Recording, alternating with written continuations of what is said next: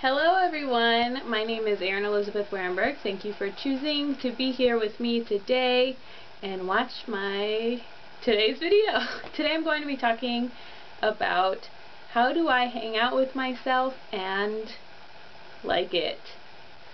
So I believe that having a good relationship, a loving, respectful relationship with ourselves, sets the basis and the groundwork for every other relationship in our lives. And because of that, we need to learn how to and cultivate and have a relationship with ourselves that is loving and fulfilling and warm and pretty much the best relationship of your life, to be honest. So unfortunately, a lot of us were not taught a strong sense of self growing up, and so when that happened, our energy got pulled by other people, or maybe we were taught to invest energy in other people, whether it be family, friends, romantic relationships, before we invested in ourselves. And then we get to a point where that's not sustainable, and we say, okay, how do I want to be friends with myself, but how, right? I really, really believe in this relationship that you have with yourself is so important and should be so loving and careful and tender and all these things, but then people say to me, okay, Erin, how do I do that? So I'm going to talk a little bit about that today. First of all, is you have to be so gentle with yourself. So gentle. So anything you do, you've been with yourself the longest out of any relationship in your life. And again, for this video, we need to think about this as there's you and then the other part of you, and you have a relationship with yourself. So because of your conscious brain, you can think of yourself as a separate person, kind of. And so this is thinking about the relationship you have with yourself. So first thing I suggest is be very, very gentle with yourself.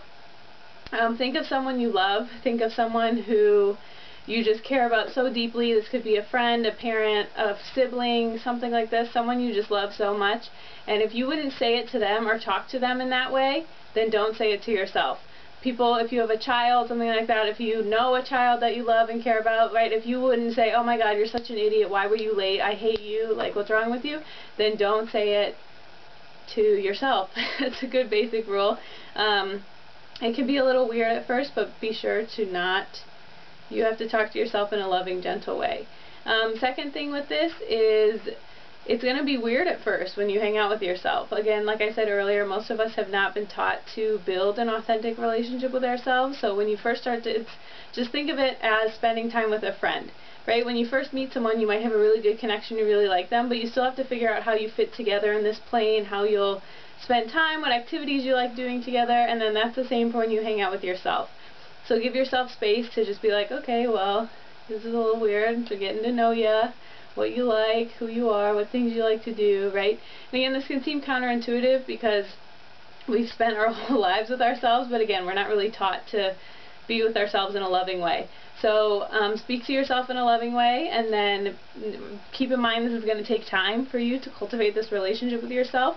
And then third thing I'll say about this is if you don't know what activities you want to do with yourself, this is the answer to pretty much everything. Think about what you like to do when you were a child. When you were a child, you knew which things you were drawn to intuitively, and the more you do things that speak to your soul and help you feel loved as a person, the more you do those things, the more that you will like hanging out with yourself. And a lot of times when we think we grow up and we have to play with these adult rules and blah, blah, blah, but you can still do things that were fun and exciting to you when you were a little kid. So if you loved art class, you loved art, you loved making stuff, like see if there's a local class near you. If not, go to the art store, buy some supplies and get going. If you liked reading, you can read, and don't think just because you're an adult you have to read like serious academic books all the time. I read those, but my favorite genre of books is young adult novels. I love them, so I always read those. Those make me feel good. If you like nature, go for a walk with yourself. Maybe notice which plants you really like, or climb a tree with yourself. Just spend time doing things with yourself that you really like doing when you were younger. And again, this is going to take time, but you're slowly going to learn to like yourself and love yourself, and then just be so amazed at how wonderful and brilliant you are. If you are building a relationship with yourself, or you have before, please let me know in the comments below what has worked for you and if any advice you have for anyone else out there. If you ever want more information about me, you can always go to www.erin-elizabeth.com. And thank you so much for watching, and I'll see you next week. Thank you. Bye.